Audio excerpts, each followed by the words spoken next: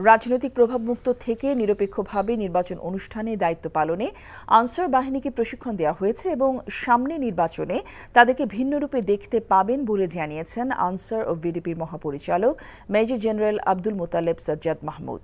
সকালে গ্রাম প্রতিরক্ষা বাহিনীর ৪৯তম প্রতিষ্ঠাবার্ষিকী এবং ভিডিপি দিবস উপলক্ষে জাতীয় সমাবেশের আনুষ্ঠানিক উদ্বোধন শেষে তিনি কথা বলেন। এর আগে গাজীপুরের শফিপুরে আনসার ও ভিডিপির একাডেমিতে বেলুন ও পায়রা উড়িয়ে ভিডিপি প্রতিষ্ঠাবার্ষিকীর উদ্বোধন করেন। তিনি বলেন, সামাজিক নিরাপত্তা ও উন্নয়নের অঙ্গীকার স্লোগান নিয়ে এগিয়ে চলা আনসার ও ভিডিপি বাহিনীর মহতী উদ্যোগের শতভাগ সফলতা নিশ্চিত করার জন্য তিনি সকল স্তরের কর্মকর্তা, কর্মচারী ও সদস্যদের সজাগ থাকার আহ্বান জানান।